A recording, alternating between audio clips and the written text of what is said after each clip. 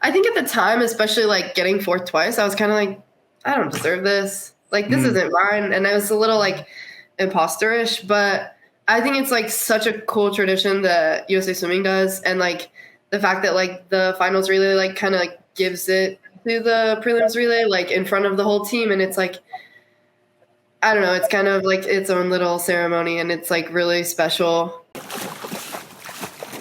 Welcome to Social Kick. I'm Brian Lundquist. We got the full crew.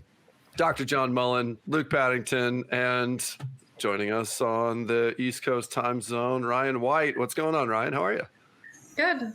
I'm happy to be here. Excited to talk to you guys and let you guys get to know me a little. So nice. You're very vibrant today in this. Yeah. What do we call this color? Fuchsia? Pink? Oh, this is some nice hot pink, if you ask me. He's bringing the pink. We should have all matched. Luke's usually wearing his pink Social Kick shirt. But okay. Okay, I'll go get it. We got a few quick audience questions to get us going today. Linnea Mack, national team member, wants to know, what vegetable do you most feel like when you swim? Oh, I've never been asked this question.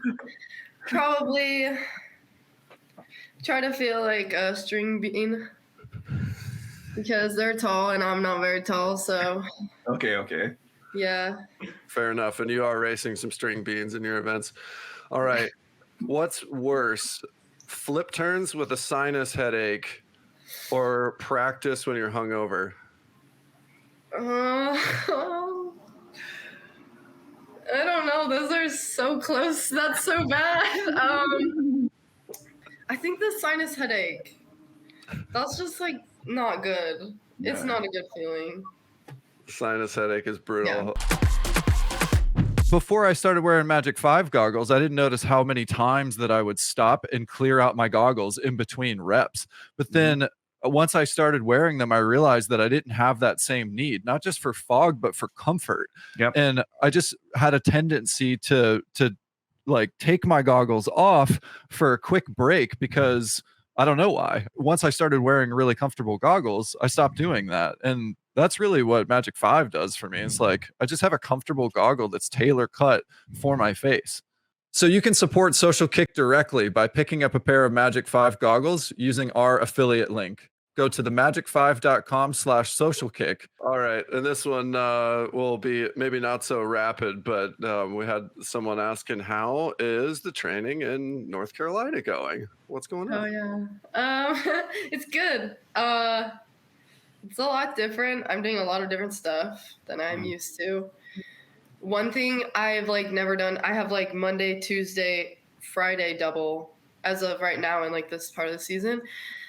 It's so hard to wake up 2 mornings in a row. It's actually, I guess that's 3 because then we have like only morning on Wednesday. So it's like Monday, Tuesday, and Wednesday I wake up so early.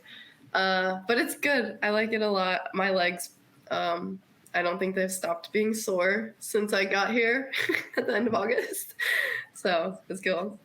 Wait, what is so early? I always find it interesting with different programs. When I swam, I remember we started practice at the earliest at 6 a.m. And then at some point in my career, I switched from ever doing pool first because I was in the sprint group.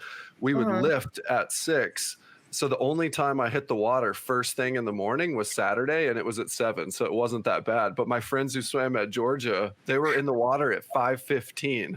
And I thought that was the craziest, earliest thing. What's early? What's too early? What's your schedule now?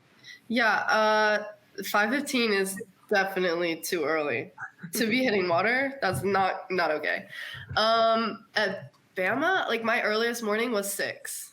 And that I don't think it happened very often because like I don't remember that much. And that was like, I don't even know. But now I like lift first. I'm in like a sprint group, so we lift first, and we lift at 5:45, which I think is extremely early still. And like I like to be awake when I get to practice. It helps if you go like to swim first because you jump in and you're awake. But like my alarm is set for 4:55 for weights at 5:45, and like it's hard to wake up. So that's on Monday, Wednesday, and Friday. And then the Tuesday morning is swimming at 6:15. So that's like sleeping in, but yeah, Saturdays later. But You know, we haven't got into the madness of morning practice on our shows much. We haven't talked about that much. And it is ridiculous what we do. I remember coming from Trinidad, from the Caribbean, going to Montreal, and the pool at the school was being renovated. So they had us go to a college, like a junior college pool. It was a half an hour walk. And when winter hit you, and you have to be here for 6 a.m., I'm like, what am I doing at 5:30 in the morning, walking in winter in Montreal there? So of course, I seldom went to morning practice, and my times went like this. But then I learned that, and my brother and I lived at an apartment complex literally across the street from the pool. Like, you come out the apartment, the traffic lights there, you cross, you enter the pool. And I think pools should be designed with like apartments above them, or like we should sleep in the place, like underground tunnels. Don't you think? So you minimize your walk time to pool. Come on. I mean, the sprinter in me says yes for sure. Give me the short walk. Maximize sleep in the morning, man. Jesus. Yeah. I remember doing a training camp in Arizona once, and they had their locker rooms in the basketball arena. And so you'd go in, put your suit on, and then put your clothes back on in the middle of the winter and walk out to the pool and stand there in a parka and whatever else was warm, because it was 20, 30 degrees outside. And then steam coming off of the pool. So it's like dressed, like, you know, change out, dressed again, and then until you're ready to get in. It's like, this sucks. I hate this. Yeah, my sophomore year, the pool at Bama, like they were redoing both the pools, and for some reason they like did the outdoor pool first, and so all winter the indoor pool was under construction. And you think it's like, oh, the South, it doesn't get that cold, but like, yeah, we couldn't see the other side of the pool because there's so much steam coming off of it, and we're all like in our parkas and like, and then it's just like, here's the warm up, and you just like drop it and jump in. And the coaches are fine because they're like standing under these really nice brand new heaters that Alabama has. And it's like, that's great. I'm happy for you. Just like sipping coffee, but we're over here shivering and like, but they at least heated the pool. So that was good. Well, I'm curious, do you have a different mentality the mornings you wake up and you're going to the gym first, even though it's a little earlier? Does it feel like, for me mentally, knowing that I'm not going to, like, the mental preparation that it takes to jump into the pool in the morning is so difficult that I'm like, okay, well, I don't feel like I'm going to have 1,000 knives stabbing into my body right now. I can just wetsuit is on you. I think that's why the coaches are chill. Not only are they drinking coffee and they're dressed, but it's like they're not thinking about what's about to come next. Yeah. Yes. I think the mentality definitely changes. Like, when I get up for weights, I also think like, okay, I need to be like awake when I get there. But if I'm gonna go swim, I'm just kind of rolling out of bed. Like, if I leave a few minutes late, it's gonna be okay because the water is gonna be freezing either way. Like, yeah. I want to get into this more about how we have morning practice, like we're all talking about, and how we get there and we're pretty much half asleep, going through the motions. Is there really anything valuable for that? I mean, I guess you could argue that, all right, well, you spend an hour waking up and then maybe, you know, an hour of quality or 30 minutes of quality after that. But I know all of us have gone to the pool. We're half asleep. We're going through the motions. There's no way our technique is perfect or even close to anything we're trying to accomplish. Is it really worth it? Kind of like Luke said, it goes back to this crazy morning practice ritual. Do we think we should just push it back if we can a little later and have a shorter workout to be more productive? Well, Cam McAvoy told us that he just wakes up, texts his coach, all right, it's 12, let's go. And he has a luxury to be able to go when he's ready to go, when he's awake, and he sets his workout quite fluid. And he says that's a huge value to his training, that he is ready to go when he's ready to go. What do you guys think? I mean, that does sound nice. It's like harder with the college team because they have classes to get to. Yeah. But I don't know. I think some things just are how they are. They're not changing. Well, so I'm against this in high school. So I didn't train mornings in high school because I valued sleep and I just didn't see the importance of doing that. But they did offer them in my program. And then I arrived in college and, you know, most people came from a program where they trained mornings in high school. And I'm still an advocate for high schoolers only training once a day, just because I think the sleep is more important than, you know, just there's plenty of training to come later with all of these doubles. And I don't know.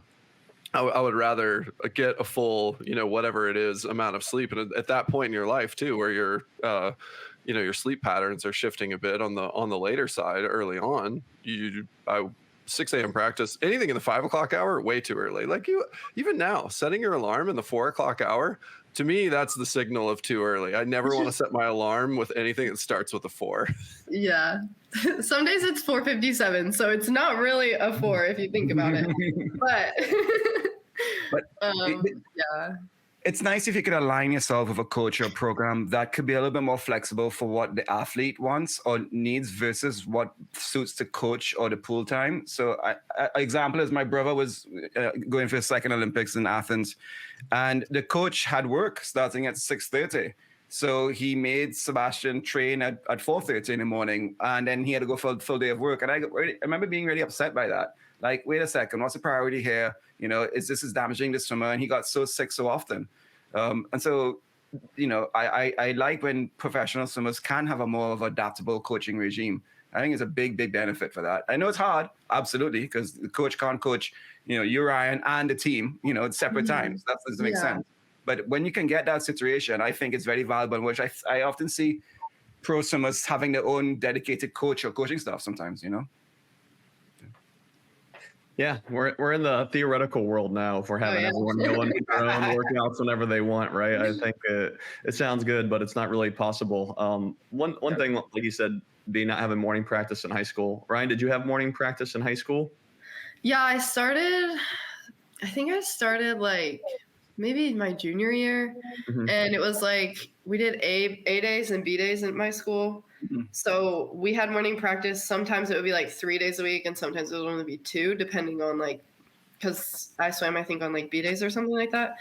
So, but most of the time it was like only about an hour, and I like doing it just because like on a club team, like it's so busy, and when you're like one of the better athletes on your club team, you're still getting like a bunch of attention. But I just felt like going to those morning practices, I got to like develop my backstroke a little bit more, my underwater work, and like I like remember sets from morning practices that were like strictly backstroke or like backstroke pull, and like I wouldn't say it was ever like harder than the morning practice. It was just more like detail oriented, so I appreciated it.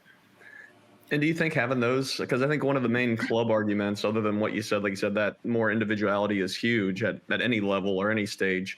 But another argument is that, well, we want to have some morning practices at club to prep you for college, because we know in college there's going to be some morning practices. Do you think that helped you out there? I think if like a club athlete's or like a club swimmer is gonna do morning practices, I feel like they'd have to be really careful about it, because I do think that like if you didn't do morning practices in club, like how would you not get faster? Like once you start doing them in college, and like college is such a big change on your body. So like probably like hopefully you'd get faster your freshman year no matter what. But if you go from like not doing doubles to doing doubles, I guess, yeah, you could get injured. But I would think that like it would be a good confidence boost. Like, well, I'm swimming so much more, like I will go faster. So I don't know. I feel like there's like a double-edged sword there with doing them and not. I used to coach high school swimming in California, and in morning practice, the amount of steam that came off the pool and ice on the kickboard sometimes. But I do know a lot of the girls would be hiding at the far end because the amount of steam. We couldn't find them. So that happened. Now, going back earlier, did you say you were in the sprint group?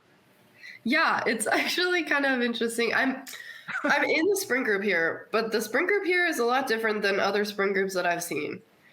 And there are days like yesterday I went into like the 200 IM group, and on like Monday I do like 2 back stuff. Brayden is really good at writing like practices. I'm in the sprint group, but sometimes there's 3 practices in the sprint group, and it's really like there's enough space, which I'm surprised about, but I'm always in the group C of sprint, which is the long group. So it is a sprint group, but it's not. Sometimes it doesn't feel like it. Group C of sprint group. And sometimes too, I'll have like my own practice in a group of people that are doing something else. So, which is okay. Sometimes sad. How much of that do you have influence over? Yeah, what's the communication been like, and what kind of led to this move in general?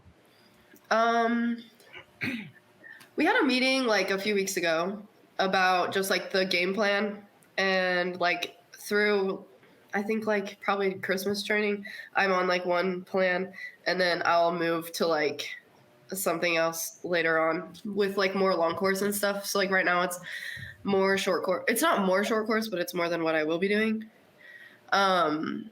But I think like I just, as I moved, like I was in contact with Brayden. So like when I decided to come here, I was like, well, I want to swim under you. And then there's like Kennedy Noble who swims the 2-back, and I've always done like IM training. So that's why I like wanted to go to the 2 IM group. And then there's like another day during the week that I swim IM.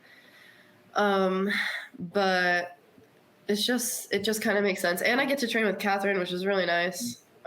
We get to like do like the backstroke sets together. There's other backstrokers too that are just like, there's some sprinty people here and also some like 200 backstroke people here. So it works out really well for me to like be in kind of both groups.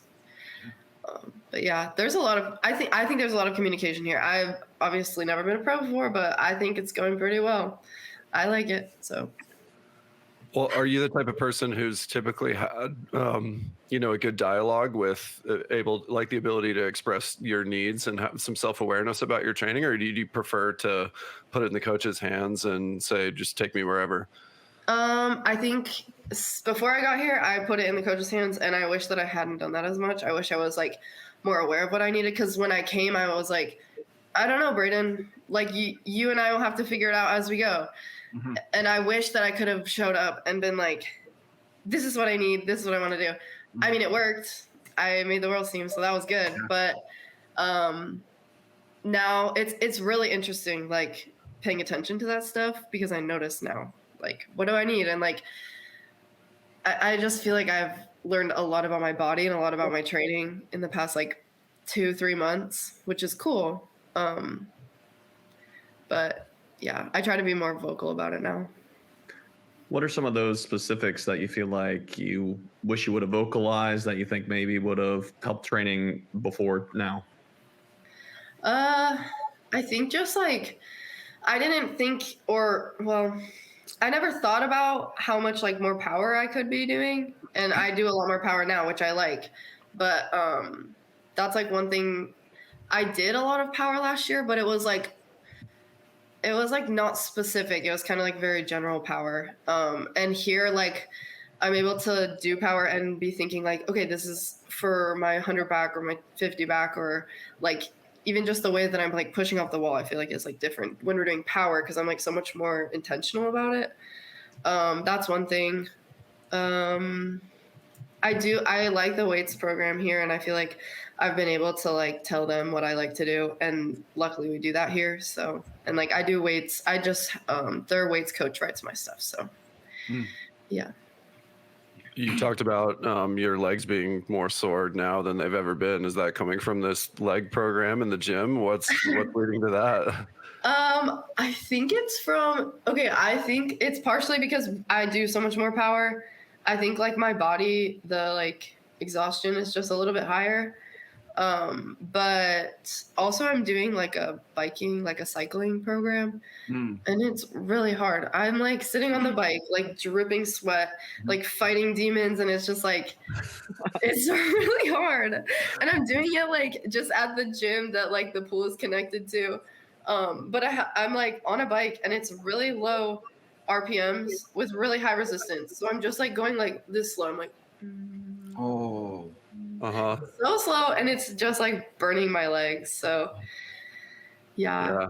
I've done triathlon training for several years now, and part of the training is doing some of that strength training with low cadence bike work, usually on a hill, not suffering inside of a gym and having to fight the demons that way. That's even harder. It's nice. I can see like the Peloton bikes below me, and people are like on the screen of like they're riding their bike through like a nice wooded area or whatever, and I'm just like watching on this. I'm like trying to see it. It's so small, but yeah. It's a lot of things that I think about when I'm doing this. It's fun to join a new program and have those types of things incorporated in. I think that's one of the things that leads to longevity and in sport in general for most people is just like variety, new things to bring into your training. Like it's fun, it's interesting, it's new. There's new challenges. You learn about, okay, like what can I do and how do I attack this different exercise in a different way? That must be really fun. Yeah, I've liked it so far. And there is like a lot of newness, even though it's still swimming and you think it's like so boring because it's like a line on the bottom. We're staring at the lines on the ceiling, but there's a lot of variation here. So yeah. I've been entertained.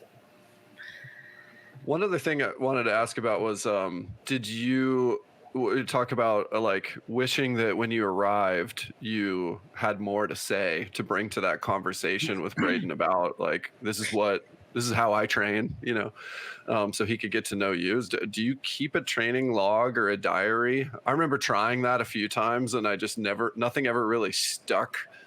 Yeah,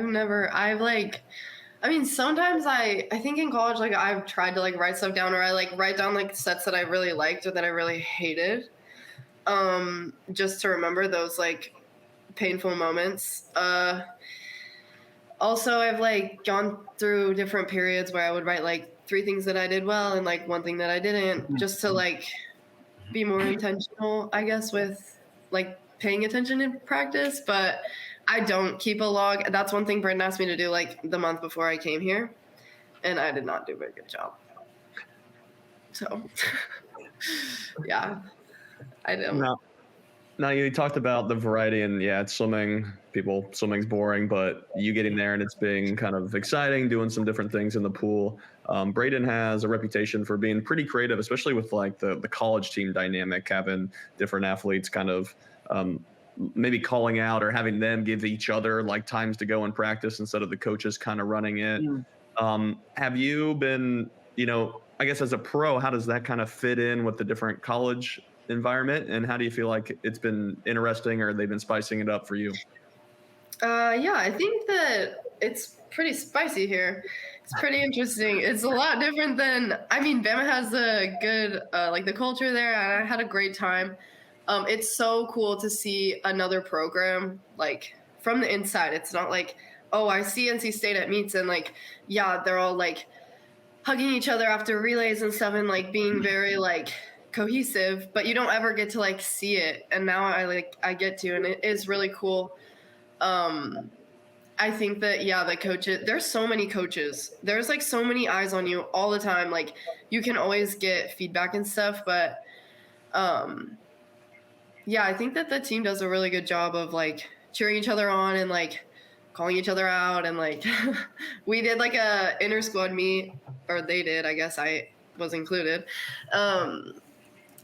But one of the freshmen, the poor kid, had to do like, he raced a 50 breast and then he had to do like 4 more 50 breasts. And the parents were like, oh, was he getting picked on?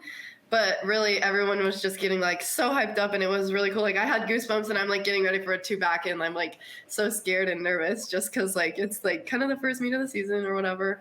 But I just was like watching, and it's really cool cause like, I don't know, I'm excited for their dual meets and like to see how they do and everything. It is weird not being like part of something. Mm-hmm. And like they had their little inner squad and like they're posting about it. It's weird not being posted about, which is just like new for me. I would say that's like the weirdest part, but it is really fun. They like include me in practice and stuff, and like we all get along. It's just different not being like actually officially part of it. So yeah, it's a strange feeling when you're kind of on the outside looking in, and especially you've moved programs, so maybe it helps or isolates you in sort of a different way, because otherwise your classmates or people that were your friend group that came along and maybe they've retired from swimming, they'd still be in town or just finishing up, and suddenly you're the old lady on the block who's like and the other pros like went here, so it is a little it's been a little like, I wouldn't say like hard, but I don't know, just a little challenging to like connect right away and like find like people to be close with, and it's a great group and I love it, but they already all know each other, so it's kind of hard sometimes. Well, has anybody like kind of welcomed you in by getting in your face yet? At practice, no, not really. I mean, besides Brayden, he's in everyone's face like a lot of the time. He's pretty goofy, but Catherine's not taking off her fake tooth or anything like that, throwing it at you. no, me and Catherine keep it pretty like civil, I would say. Yeah, I think it's funny. Like sometimes the coaches will like put us next to each other, and we're just like, it's okay. We don't always have to go together. It'll be all right if we don't get to race today. But yeah, we do like I like training with her. I think she enjoys having me here. So. She said it. I got a question about the NCAA system because I didn't swim I swam in Canada, and back in my day, the pros we had graduated, but we still trained trying to make the Olympics. We didn't get paid, so we're kind of not pros, but we were anyway. We swam at the dual meets, but we swam in like the first heat, so we got to swim still and still compete, and so our teammates cheered us on, but we didn't obviously score and stuff for our team. Can you do that in NCAAs? Like Ryan, can you swim like in a first heat of a dual meet or something? Yeah, I think. Yeah. I don't know if it'll be like heat 1 or heat 2. Whatever, yeah. But it's just like an exhibition heat. So like sometimes college teams, they like the other team the traveling team or whatever will bring like a smaller roster. So like sometimes that coach would be like, oh, we don't want to do exhibitions. It's going to take longer. So it kind of is like if the coaches are friends, I think, and then like if they agree that it's okay that they do exhibition heats, with like the fact that we have a few pros here, I feel like, and like Brayden and I have talked about me doing like exhibition at their dual meet against, I think like Georgia, and we were going to go to ASU when they swim against ASU, but I'm not going to that anymore. But that was going to be for like the pros to race each other and like the team to race each other and stuff. So yeah, the answer is like we can do that. Cool. Yeah, I feel like usually it's the home team who's got the pros there, and they just need a reason to race. But it's not like every program that you visit has a bunch of pros. But if they've got sort of a critical mass of people who need some sort of race opportunity, honestly, it's a good showcase for swimming too. Because let's be honest, like unless it's NC State and Texas's dual meet last year, I don't know how many packed houses you were at dual meets, but it's not many of them. So they're not. Nobody hardly even charges for tickets to get into a dual meet, so nobody's tailgating for them. So I don't think anything that you can do to kind of make a spectacle of it is better too. So you had one. But a side note, I think like I would almost love to go swim at a Howard University dual meet because of the energy and even though the competition may not be, well, for me it'd be fine, but the competition may not be the top notch, just the energy and the spectacle, you cannot not swim fast in that environment. And you know what I mean? Wouldn't you agree? But you mentioned earlier you take notes about what 3 things you do well and 1 things you improve. And we've seen you swim. And I remember seeing you swim and standing next to you on deck. And you do swim longer than you stand on deck. You are. And, you're powerful. So so we all have our ideas of what you do well from what we see you swim. But what's one thing you think you do well? And what's one thing you think you could do better right now? Well, I've been working on my turns and my breakouts because I think like last year I just lost sight of like the little details like just over the year, and I didn't have a very good like NCAA or SECs honestly. So like now I've just been like trying to be very intentional, and I've said that already, but just like with my turns and like breakouts, especially because I don't know, I feel like those are like the spots where like the best people get ahead, like even more. Cause like, we're all swimming fast, but it's like who can swim fast and hold their body together on like those small like transitions of where your body is sitting in the water and stuff. So I would say that's like what I'm working on right now. Something I do well. Of course, it's harder to like compliment yourself. I think with how exhausted and like tired I've been, I think I've done a good job of like holding myself to the standard of like giving my whole, like all my effort when that's asked. And there's another pro here. His name is Gio, and like anytime we've gotten like kind of yelled at practice for not being like attentive enough to what we're doing, Gio's like always the one person that's doing it like perfectly, and I've been a bit inspired by that. So I've tried to like, even when I'm tired and like feeling heavy or exhausted, like if it's 4 strokes as fast as possible, like I'm gonna go as fast as I can. So Love it. Is there anything you're working on as far as 200 back long course race strategy? I was watching like your Olympic trials, Olympics, World Champ trials, Worlds, and it seems to be, you know, you kind of have some different strategies almost sometimes in the 200 back. You know, obviously we have like Reagan, who's going to go out fast. You have Kaylee, who's known to like come home super strong. And like I said, watching you, I feel like I've seen some different approaches. So I'm curious, you know, is that something you're still dialing in or something that maybe I'm just missing completely? I don't know. I know like how I swim the short course 2-back, and I think I've like kind of tried to like do that in the long course 2-back, but obviously it's a completely different race. My focus is usually like middle 100 because I sometimes back off too much on the second 50. So I think like I believe that I will like always come home well, and that's like something I'm somewhat prideful of. So I think like for me it's the middle 100 that's tricky, and I don't know like how much should I back off or should I, and then like how much to push on the third 50. But yeah, we haven't done a lot of, I think right now this part of training is like hurt your body and break you down and fight through it, so there's not a lot of race strategy right now. So I always think it's interesting to see people who swim like bigger. I think Luke, you made this comment about just like stature in general. I think Caleb's like another person who strikes me that way. And of course, like we've all had examples of people who swam really big, and it doesn't matter like how how tall you are outside of the pool. In general, you can still swim bigger than you seem.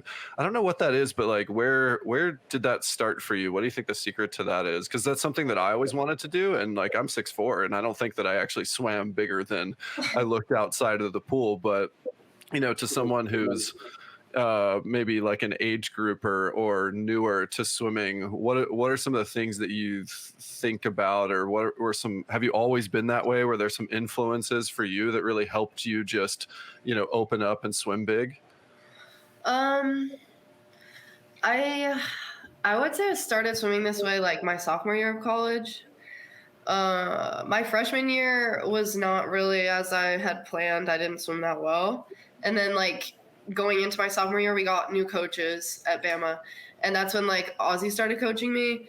And he just like, we would do so many drills where you're like kind of like on your side with like your arm in the air, with like a very steady kick. And we would do like tapping, like tap at the top of your freestyle stroke, and then at the bottom and back at the top, like the TikTok drill or like the clock drill or whatever.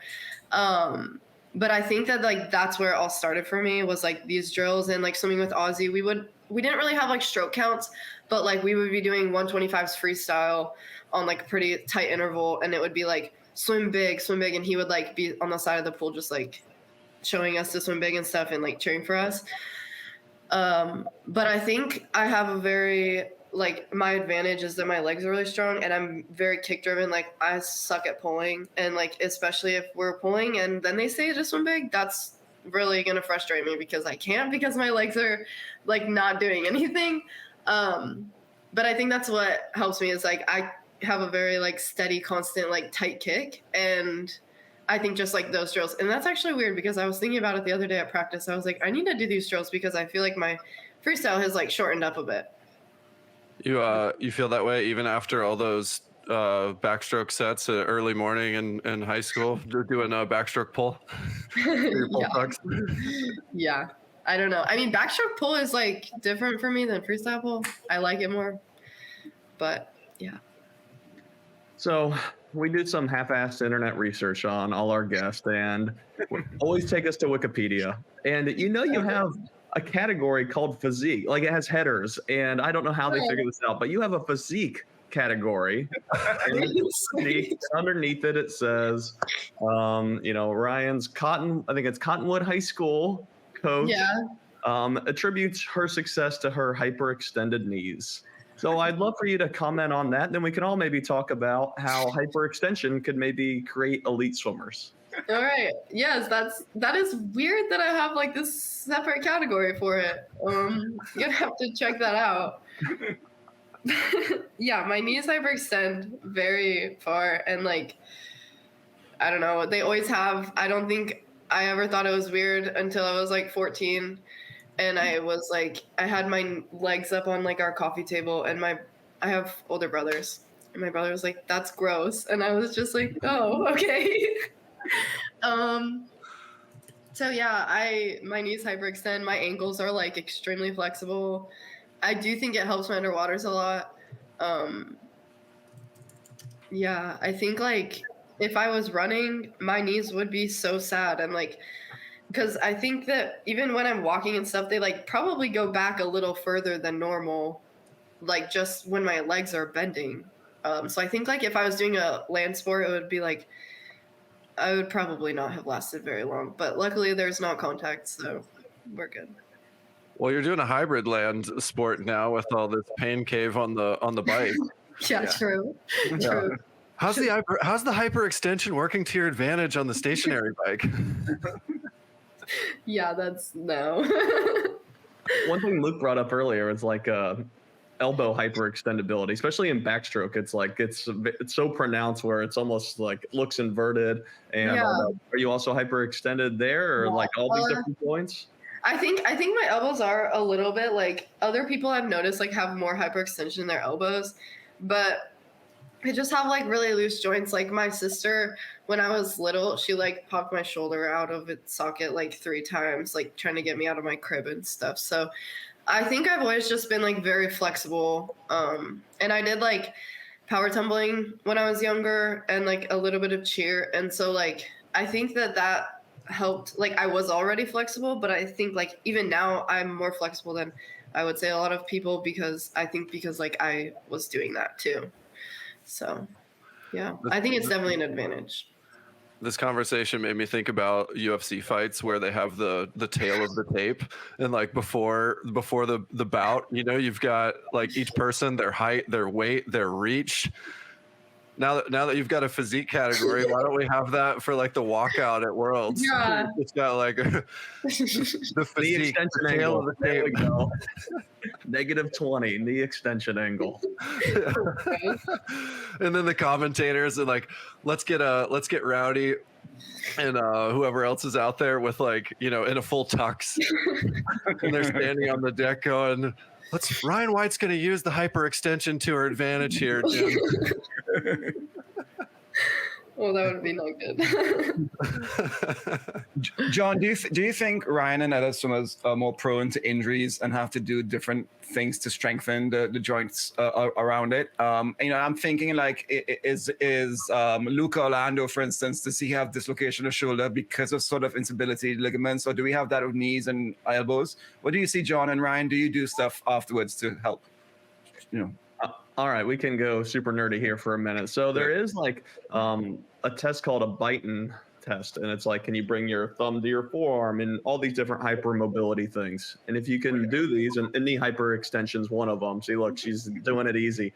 Then you have a higher risk of hypermobility. And what this means is you probably have a higher percentage of a certain type of collagen fiber. So the collagen is a connective tissue, and we have there's like collagen type 1, 2, 3, and there's different amounts of pliability within these different ones. You can go on like 23andMe and get a different, genome test and see if you have more of this fiber. Now, to your question, Luke, yes, I do think it increased your risk of injury because if you have more range of motion, injuries are more likely to get injured at the end range. So if you're going beyond end range, it's more likely to be stressed there. So you usually need a little bit more strength and stability to be able to control that mobility. So if you have more range of motion, you have more responsibility for stability to be strong and healthy for the long run. And that's what we've seen. So I guess, Ryan, what are you doing to keep your knees nice and healthy other than not running? I think I agree that you probably shouldn't be doing these long runs. That would not be fun. And don't Yeah. stress out. John just said that you have more responsibility now. So Yeah. take responsibility for your extra collagen. Different collagen. Yeah. I do like, I wouldn't say, I've never really like thought of why I'm doing it or like that I'm doing it for that reason, but I do go to practice every day, like 30 minutes early to do like my dynamic warm up. And I think just like warming up and like stretching and doing like these little movements that are like gonna strengthen the smaller muscles around your joints and stuff. I mean, I don't know anything about the human body really, but besides like how it works for me. But yeah, I mean, I go early, I stretch, I sometimes stay after and stretch. I like roll out very often. I like try to pay a lot of attention to when we're doing like the warm up for weights because it is so early and like I'm coming from my bed. So like my muscles are obviously like not awake yet. But that's probably like the extent of what I do. All right, we're gonna switch to non-swimming stuff. Okay. Right? What are you doing? Like, so yeah, you're training for Paris, etc. But are you a full-time pro? Are you going to grad school? What's life like for you out of the water? And what else do you do? Yeah. I'm a professional swimmer and a professional napper. Boom. Yeah. Okay. Wait. I need secrets on the napping. I suck at napping. Tell me more. What secrets? What do you mean? You just like close your eyes? I can't fall asleep in the middle of the day. Really? I'm a great night sleeper. I'll sleep through anything, but I suck at napping. Tell me more. How do you do it? I just do it. Sometimes on my couch, sometimes in my bed. Sometimes like I have a little it's kind of like a couch outside on my little porch.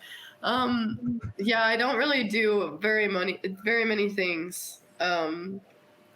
I haven't figured out what I want to fill my time with. But I'm not in grad school. I very much dislike school. So I was like, no, I'm not doing that. And I talk to my mom on the phone way too often. I have plants and I really want to get a dog, but my apartment doesn't let you have dogs. So I think I'm going to ask them and be like, please, I'm a professional swimmer. How are you going to tell me no? Like, you know who I am? You want me to have a dog. Do people know who you are? We speak to a lot of like medalists and stuff, and they're like, yeah, they don't know me. No, I notice some of like the club swimmers like staring at me sometimes at the pool, and I'm like, yes, they know who I am. Familiar. Yeah, it's so cool. One time I was stopped, like I was shopping at a store and someone saw I have like my rings tattoos right here. Yeah. And like I was wearing a tank top and they could see like, they're like, what is that tattoo? And I was like, this bad boy? I'm an Olympic swimmer. And then another time I was stopped like on campus at Bama, but this kid was like on the club team or like, yeah, I guess it's like the club swim team. So once I found out that, I was like, dang it, I thought you were a real person. I was back home one year in Trinidad, and I was coming out my house, and at the end of my street is a gym, and people park in my street all the time to go to the gym. And this girl walks by with Olympic rings here on her shoulder. And I know pretty much everybody who swam or competed for Trinidad Olympics, and she did not look familiar. I'm like, what's that about? This person got the Olympic rings because she was training to get the Olympics. Don't you think we need to like let people know like the protocol for getting a ring? It's like the protocol. Well, wait, have we talked about this? Because there was a guy in my era. I won't Nick or John and I know. I know what you're talking about. Yeah, I saw him against a club. He had the rings when we were in high school still. Did he really? Yeah, this dude, like Ryan, this dude had the Olympic ring tattoo, but it was outlines. And then everybody was like, wait, is he on the Olympic team? Like, no, I don't think so. Is he from a different country? No, he competes for the US. And the apparently, and like I did swim on like some national teams with him, so he's very good. Very good. But yeah, the theory was once he made the team, he was going to fill him in with color. Oh, I think that like maybe he could have put like a paper on his wall that had the Olympic. Exactly.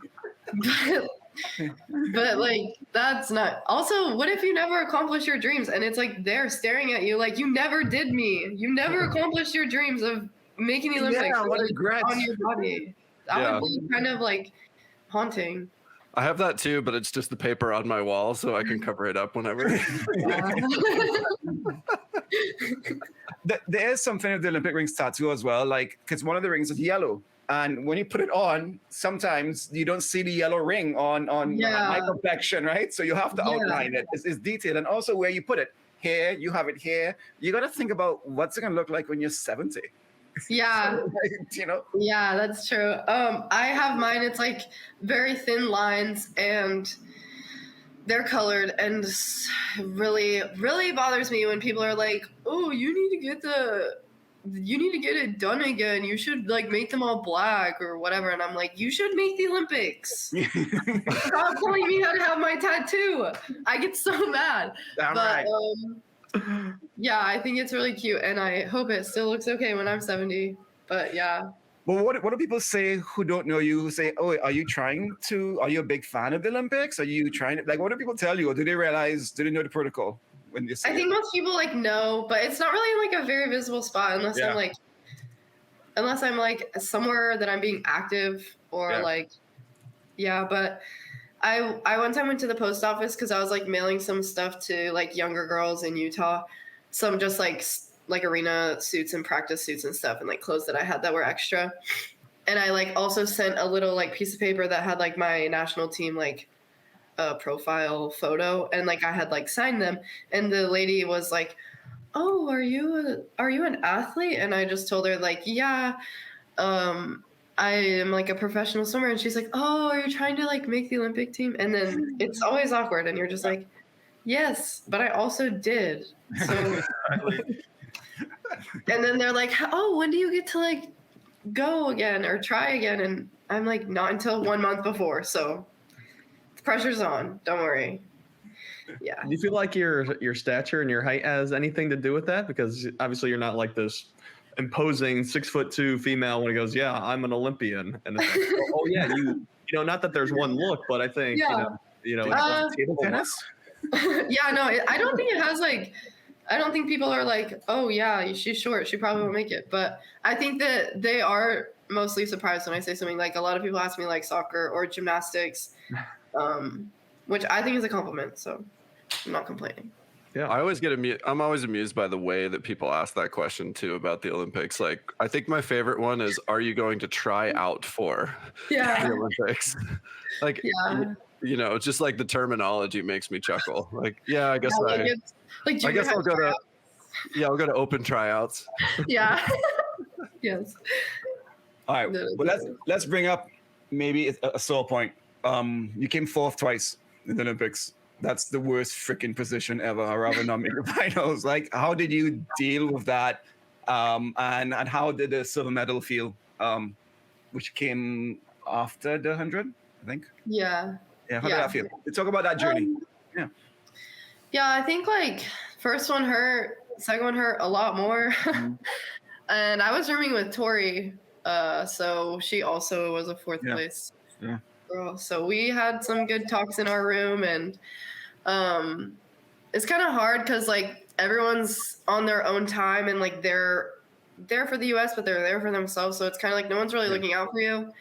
I had a really good talk with like my coach at the Olympics was Greg Meehan, and like we just talked about how it should like be like an inspiration, like we're here, and like try not to like let it get me down. I'm typically like a pretty like growing up I had to swim like so many events, and sometimes it was like some on the same day, and like even in college when I did like the 100 fly and the 100 back at NC's on the same day, it's like one race is over, like you can't focus on it too much. It's like gotta think of the next one. And I also really like Ozzy used to always say like keep your highs low and your lows high.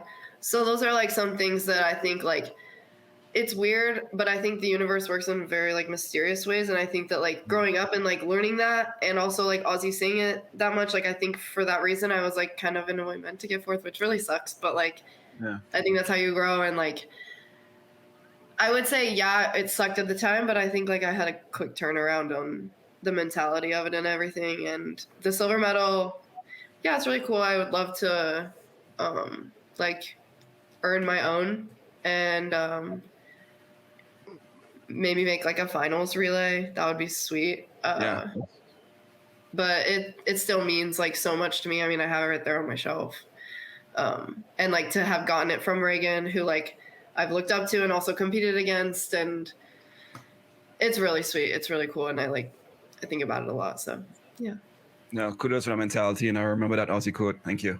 How would you approach an Olympic final differently? Because you're going to be there in Paris. You're going to be in the finals. I know it. How are you going?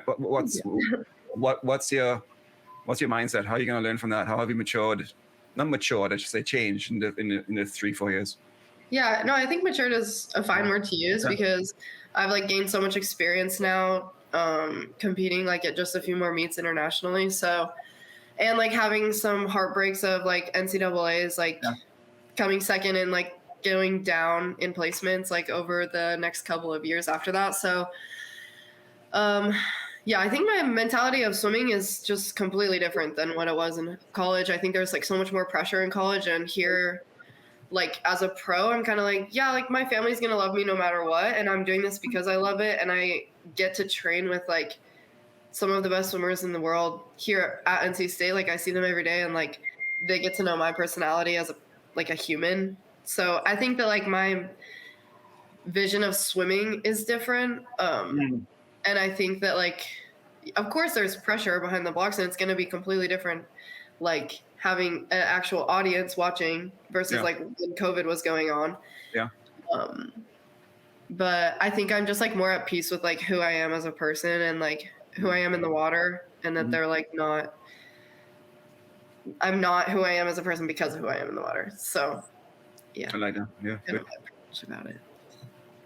You mentioned wanting to, be on the finals relay, being the backstroke leg there. And there's some people that feel that the prelim swimmers, because not every country can have different prelim swimmers and all these different things, that the prelim swimmers shouldn't get the medal that, the finals swimmers get.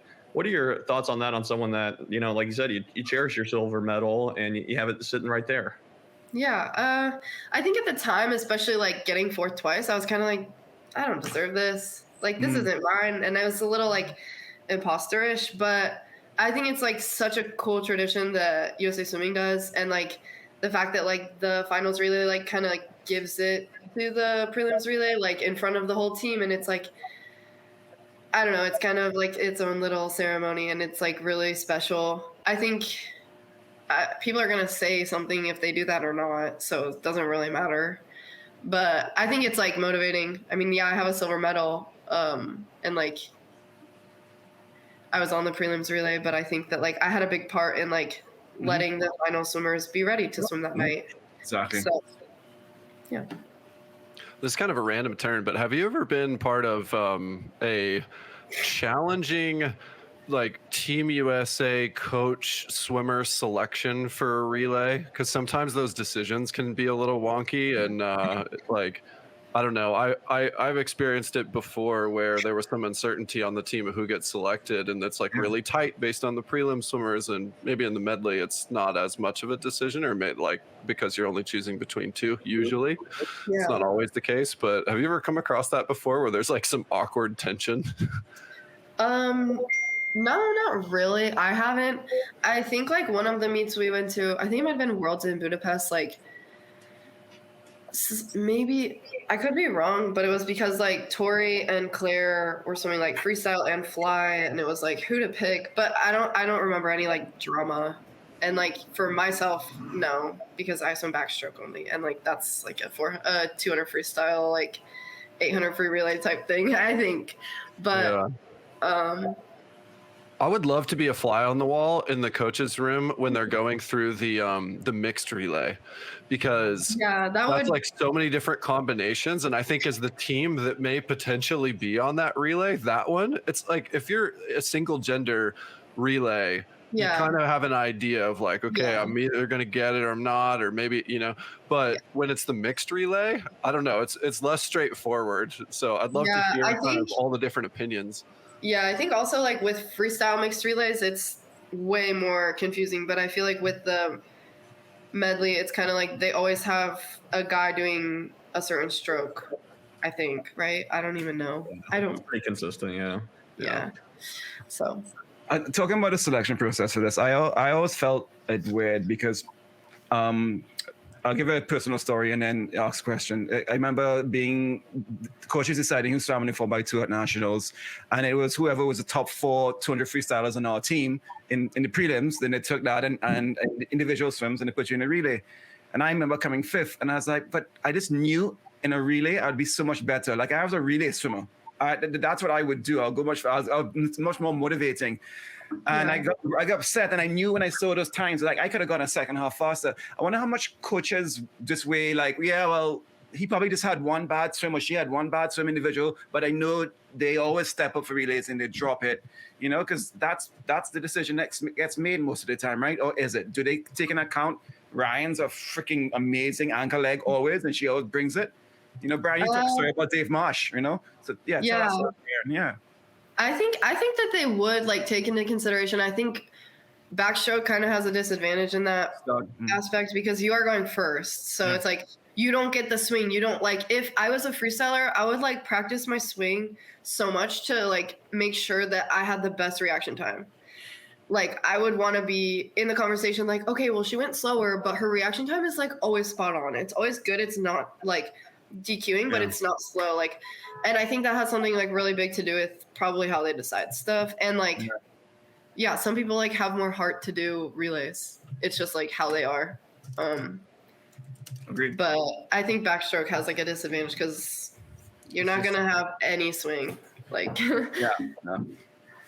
Are you saying Luke has a lot of heart? Is that what you're implying here? I just met the guy. I'd be careful what you say. No, but I often swam for others with more passion and care than I swam for myself. I mean, I literally have memories of me like in a race going, gotta do it for the team. Like didn't want to let it down, and that motivated me than my own self. It was a mistake of my swimming, but yeah. So. All right, Ryan, we got some rapid fire questions to wrap up. all right. What's the hardest race in swimming? 200 fly. Olympic gold or world record? World record. DP in the pool. Of course. Who doesn't? Which event should be traded out, or the 50s of stroke are going to be added to the Olympics? Which one should we take away?